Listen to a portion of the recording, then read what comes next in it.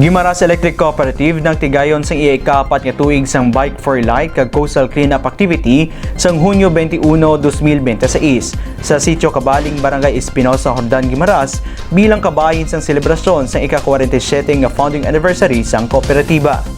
Ang aktibidad ginpasakupan sang nagkalain-lain nga grupo sa mga siklista, mga bisita kag partisipante halin sa bug-os nga Western Visayas.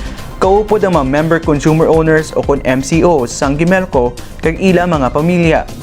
Formal nga ginbuksan ang aktibidad ni Bike for Light Committee Chairperson kag Technical Support Services Supervisor Engineer Dennis de la Cruz nga nagpahayag sang iya pagpasalamat sa tanan nga partisipante tungod sa padayon nila nga pagsuporta. Bilang representante sang Board of Directors, naghatag man sang mensahe si Director Amabel R. Perez sang Banwa sang San Lorenzo.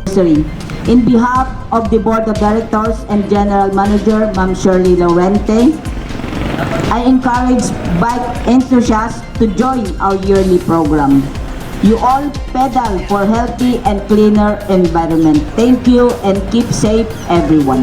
Sa pihak ng bahin, naghatag sa safety reminders kag route instructions si Event Marshal Mr. Tommy Martir antes ginpangunahan ang pagsugod sang bike ride. Sa kabugusan, 51 ka mga siklista ang nakatapos ang 10 kilometro nga tail route halin sa Gimelco Main Office San Miguel, Hordan, Guimaras pakadto sa Kabaling Beach sa Barangay Espinosa, Hordan. Pagkatapos ang bike ride, nagupod ang mga partisipante kag empleyado sang Gimelco sa coastal cleanup activities sa baybayon sang Kabaling. Pinaagi sa bulig sa mga officers and members sang Barangay Espinosa MCO organization. Kaupod man sa pagpatuman sang seguridad kag kaayuhan sa mga riders, ang Philippine Red Cross, Hordan Municipal Police Station, kag mga opisyal sa mga kabarangayan sang San Miguel kag Espinosa.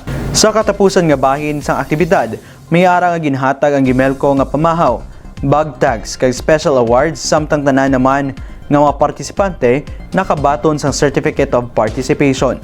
Paagi sa Bike for Light kag coastal cleanup activity, padayon ginapakita sang Gimelco ang pag-ulikid sa tagsa ka mga miyembro konsumidores tag iya kag sa kalimpyuhan sang palibot.